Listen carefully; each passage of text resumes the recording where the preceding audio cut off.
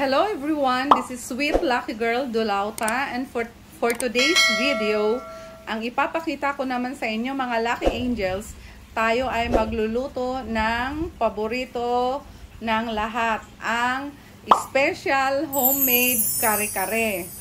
So mga Lucky Angels, eto na, umpisahan na natin kasi ang kare-kare na to ay masarap. Ito yung recipe na natitikman nyo sa mga sikat na restaurant. Pero, ganito lang kasimple yung gawin mga Lucky Angels pag tayo ay magluluto sa ating mga bahay. So, eto na mga Lucky Angels. Ang una nating ingredients ay meron tayong shallots or sibuyas, and then garlic, chopped garlic, pepper, so yung ground black pepper. Meron tayong sugar, brown sugar. So, depende sa dami ng lulutuin yung mga Lucky Angels. So, ang lulutuin kasi namin mga Lucky Angels ay 2 kilos ng beef tripe or yung tuwalya, and 1.5 kilos ng beef na laman, yung meat ng beef. So, meron tayong annatto seeds, yung atsuete, and then salt, at maglalagay tayo ng Knorr na beef cubes, and itong cornstarch, and ang pinaka-importante sa lahat, ang butter. So, igigisa natin mamaya yung pinalambot na nating mga karne sa butter. So, nagbibigay yan ng masarap na timpla. And also, huwag kalimutan ang ating peanut butter. So, gumamit tayo ng peanut butter na Skippy kasi hindi tayo nakapagpagiling ng peanut. So, yung Skippy kasi, napansin nyo, meron siyang buo-buo na mga peanuts. So, pag kinain mo yung kare-kare, masarap siya kasi bukod sa creamy siya, meron kang mangunguya or malalasahan na mga buo-buong peanuts. So, which is na masarap. So, ito yung ating main ingredient, ang ating 1.5 kilos ng beef na laman. So, depende sa inyo kung anong parte ng beef ang gagamitin ninyo. Pwede yung mga laman na laman, pwede rin yung mga beef chunks or kahit ano. Pwede yung mga ginagawang steak, yung mga sirloin, pwede rin yung mga T-bone. So, nasa inyo kung anong gusto nyo. And ang pinaka-importante din ay ang beef tripe or yung tinatawag nating tuwalya. So, ayan mga Lucky Angels, yung ating mga ingredients. Pagdating naman sa gulay, eto siya.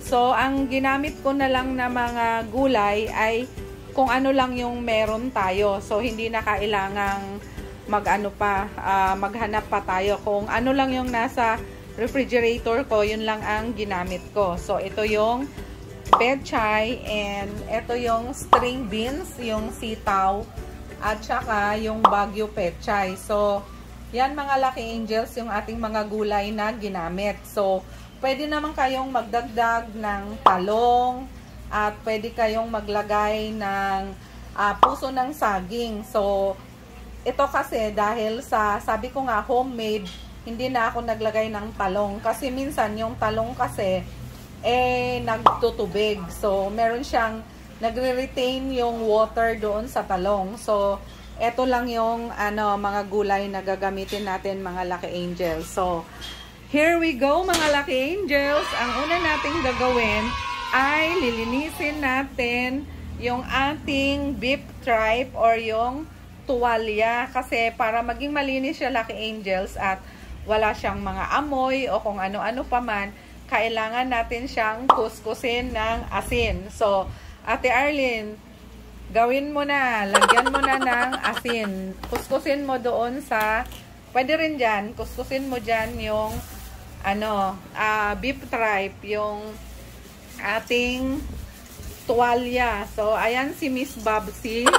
Ayan si Miss Babsy. Kaway ka naman, Miss Babsy. Anong masasabi mo? Masarap ba yan? Niluluto mo? Masarap to. Oh, masarap na masarap. 1, 2, 3, go! Yes, masarap ba? Masarap nga to. Sobrang sarap. Sobrang sarap. Si Miss Bobsy. Si Arlene Reyes, si Miss Bobsy. Ayan. Chef Arlene in the house. And chef. Akala ko tuloy, chef. Chef pa. Chef, sweet lucky girl. Oh, ayan. Ayan. Sige, isa-isahin mo yan. Kuskusin mo yan ng asin. So, ayan yung rock salt, mga lucky angels. Kailangan natin ng rock salt para ikuskus natin sa ating beef tripe or tuwalya para walang amoy. Amoy, anong amoy, Arlene? Pag kinuskus mo ng amoy baby lang. Anong amoy? Amoy baby. Amoy baby. Mga lucky angels, huwag tayo masyadong seryoso. Nagpapatawa lang kami habang kami ay gumagawa ng kare-kare. Kasi mga lucky angels, alam mo yung pagluluto, passion yan. Kanya-kanyang, yan, style ng pagluluto. Kanya-kanyang passion yan. Kasi, kapag ka masarap ka magluto, isa lang ang ibig sabihin yan. Mahilig kang kumain. Kasi kung hindi ka mahilig kumain, I'm sure hindi ka marunong magluto. So, madali lang magluto, mga lucky angels. Kailangan lang natin trial and error. Pero itong recipe na tinuro ko sa inyo, napakadali lang nitong gawin, mga lucky angels. Kahit pikit mata lang, mga lucky angels, magagawa mo ito sa bahay mo. Hindi mo na kailangan mag-dine in sa mga restaurant, magpa-deliver, kasi ito lang, magagawa mo ito. So, i-recap natin, mga lucky angels, ha. Ipapakita ko isa-isa ang mga ingredients. Ayan. So, ayan. Recap para maalala nyo siya kung anong mga nilagay. So, naglagay din tayo ng beef cubes ng Knorr. Baka naman. Ayan, no? Para bakang-bakang laman. Baka naman. So, ayan. Ayan ang ating mga ingredients. Ayan ang ating mga gulay. Oh. Ayan. Shout out naman sa iyo dyan, aso na kumakahol. Pasensya na, mga lucky angels. Meron tayong bisita in the house. So, ayan, mga lucky angels. Mamaya ipapakita ko na sa inyo kung anong kasunod. Okay? So, mga lucky angels, eto na, nakasalang na ang ating beef tripe at saka yung beef meat, yung laman ng baka. So, pinagsama ko lang silang dalawa, mga lucky angels, kasi calculated ko naman kung anong oras sila magiging malambot. So, ang tip nito, mga lucky angels, kapag ginamitan nyo ng pressure cooker, kapag nag-whistle na yung pressure cooker ninyo, kailangan mga around 45 minutes, tama na yung lambot ng ating beef tripe at saka yung meat ng beef. So, yun, hindi sila madudurog. Basta, orasan nyo lang pag na siya, nag-whistle na yung ating pressure cooker, kailangan 40 to 45 minutes bago nyo siya tanggalin. So, ayan, mga lucky angels, mamaya papakita ko sa inyo yung susunod pa natin gagawin. So, mga lucky angels, habang inaantay natin na maluto ang ating beef tripe at saka yung ating beef na laman, sa isang hiwalay na pot, so sa hiwalay na kawali, habang nag-aantay tayo, magpapakulo tayo ng tubig para dyan natin ibablanch yung ating mga gulay, kasi hindi na natin kailangan isama ang ating mga gulay mamaya sa paggisa. Kasi pag sinama natin yung gulay natin sa ating meat at saka sa ating beef tripe, ang mangyayari parang magiging malabsak yung ating gulay, magiging sagi. So, habang nag-aantay nga tayo, eto na, lagyan mo na Miss Bobsy ng isang kutsarang asin. So, lalagyan ng isang kutsarang asin. Okay? So, para yung ating mga vegetables ay merong lasa. So, Miss Bobsy, isunod mo na yung ating string beans, yung ating sitaw. So, ilagay mo na, Miss Bobsy.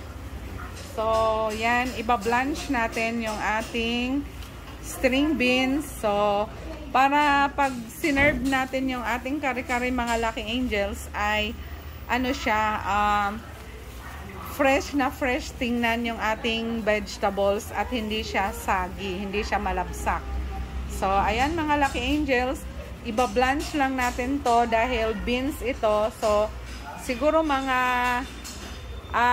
2 to 3 minutes yan, okay na yan siya. Kasi, pag mainit naman yung karne natin, pag hinalo natin mamaya, ano pa rin, maluluto pa rin to sa init. So, ganyan mga Lucky Angels, isa-isahin nating iba-blanch yung ating mga gulay para maganda ang kanyang kulay. So, ayan. So, mga Lucky Angels, eto na, ang iba-blanch natin ay ang pechay. So, Miss Bobsy, paki-blanch mo na yung mga pechay. Ilagay mo na yan dyan. So, mga Lucky Angels, as you can see, nagwi-whistle na ang ating pressure cooker. So, ayan. Iba-blanch natin siya. Ilagay mo na yan lahat, Miss Bobsy. Para magiging masarap ang ating mga gulay. Nakita nyo mga Lucky Angels, makulay ang ating gulay. Makulay ang gulay. Miss Bob, tama ba? Makulay ang buhay o makulay ang gulay? Alin ang makulay? Yung gulay o yung buhay mo? Ay, yung buhay mo? Bakit makulay? Siyempre, buhay ka pa eh. Wow! Galing talaga ni Miss Bob. So, ganito lang natin mga Lucky Angels para maluto yung nasa ibabaw. Ganyan lang natin ang ating pechay na makulay. So, ayan. So, yung mga gulay kasi natin Lucky Angels, hindi na kailangang yung lutong-luto. Yung mga half cook, yun ang maganda. Kasi nga, mamaya, sabi ko sa inyo, pag nilagay natin to sa mga karne na mainit din, malalabsak din sila kapag na-overcook. And now, the end is near. Eto na, iba-blanch na. Last but not the least, ang ating Baguio pechay. So, hulog mo na, Miss Bobsy. Ibuhos mo na lahat yan, Miss Bobsy. Pechay na puro putok. Ayan. Miss Bobsy, buhos mo na yan. So, yan mga Lucky Angels. Ito yung last na gulay na iba-blanch natin. So, ayan siya, mga Lucky Angels. Ang dali-dali lang gawin. Sabi ko nga sa inyo, ang kare-kare, hindi siya mahirap gawin. Madali lang. So, ayan. So, yung ating beef tripe ay ano na lang, 30 minutes na lang kasi naka 10 minutes na siya. So, 40 minutes ko yan siyang pakukuluan dyan. So, mga Lucky Angels, after 45 minutes of cooking the beef tripe and the beef meat in the pressure cooker, so, eto na mga Lucky Angels, maglalagay na tayo ng kaunting oil. Maglagay tayo ng kaunting oil dyan. Tapos, ilalagay natin yung ating butter. So, Miss Bobsy, ayan. Tunawin mo na ang ating butter, Miss Bobsy. So, tunawin mo siya, Miss Bob. Ayan, si Miss Bobsy. Habang tinutunaw ni Miss Bobsy ang butter, so ilagay na natin ang ating shallots or ang ating sibuyas. So, ilalagay na natin yan. So, Miss Bobsy, gawin mong caramelize ang ating sibuyas. So, yan. After caramelizing the onions, ito na, ilagay na natin ang ating garlic. So, Miss Bobsy, kunin mo ang mga garlic. Ayan. Lagay na natin ang garlic. So, halo-haluin mo na yan, Miss Bobsy, hanggang sa mag-brownish na ng konti ang ating garlic. Ang bango, Miss Bobsy.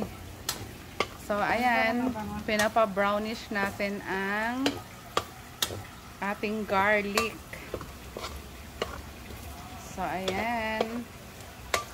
So, after nyan, pwede na yan, Miss Bobsy. Ilalagay na natin yung ating beef tripe. So, ayan, Miss Bobsy.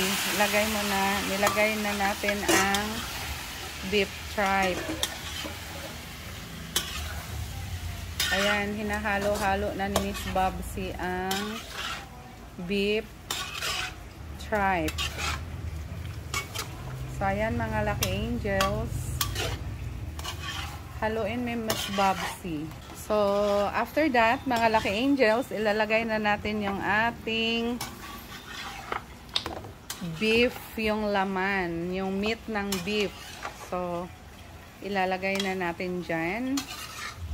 Hinahalo-halo ni Miss Bobsy. So, after that, lagyan natin ng 3 cups of water. Lagyan natin ng water. So, mga Lucky Angels, yung nilagay ko kaninang water na sabi ko 3 cups, dinagdagan ko, ginawa ko siyang 8 cups kasi gusto pala ng aking mga anak yung masabaw. Gusto nila yung sabaw. So, ayan na.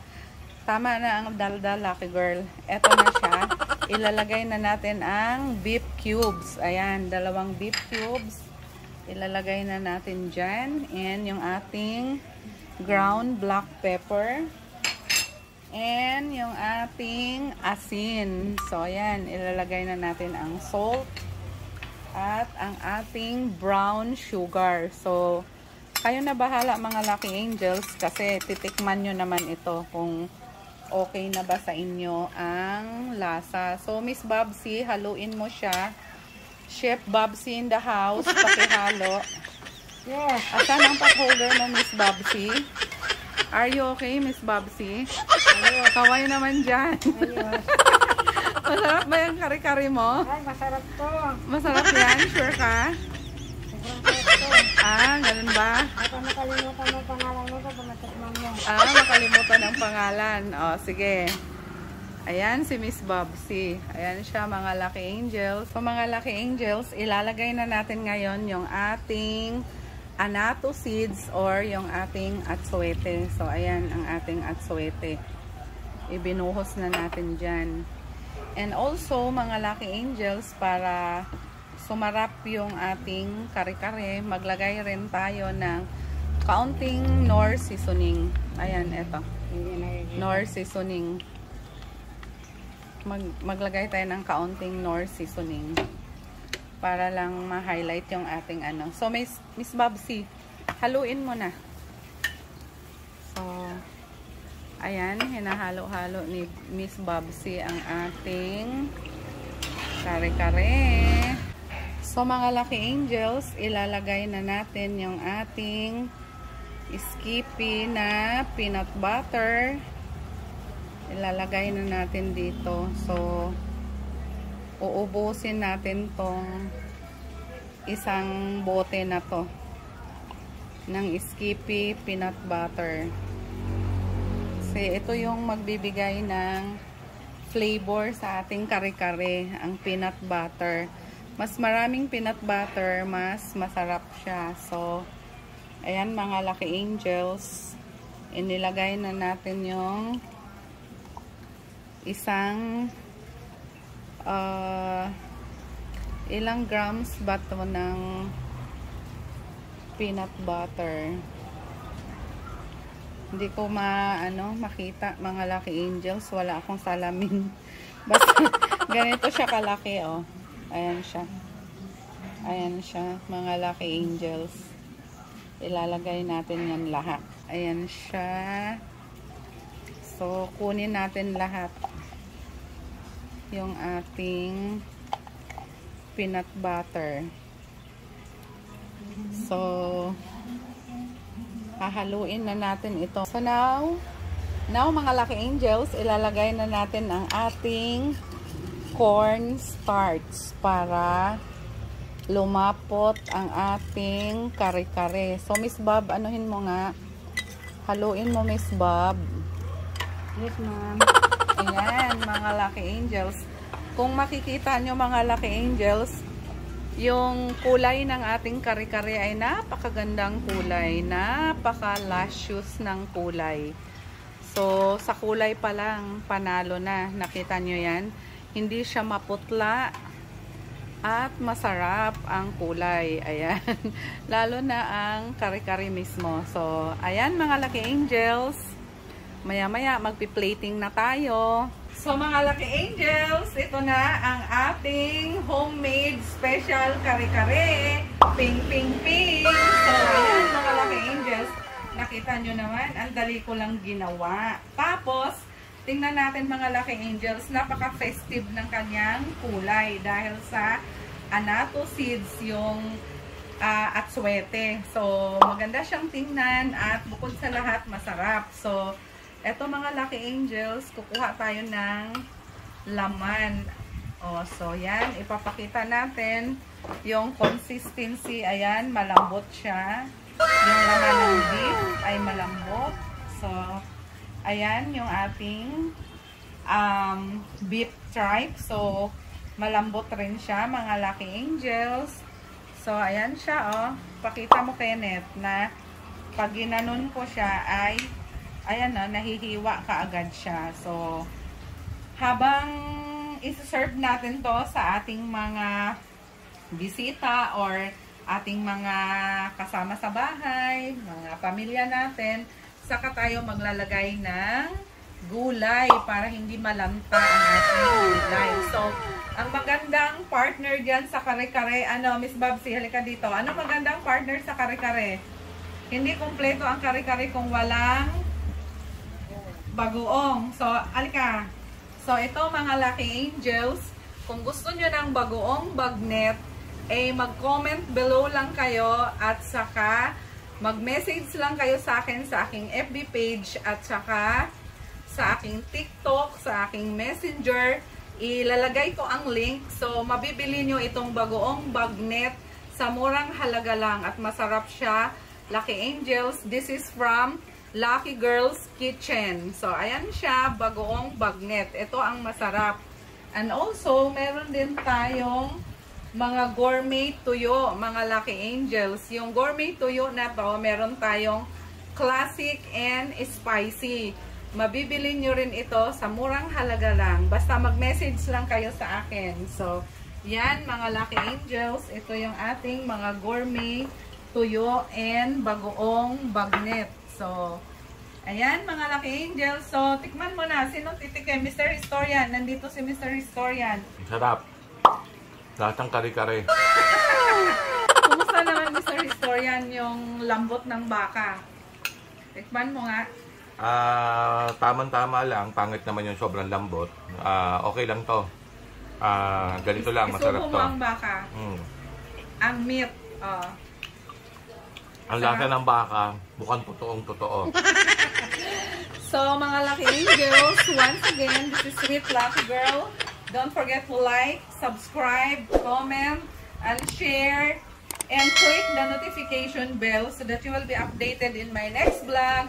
Bye! God bless us all. See you in my next vlog.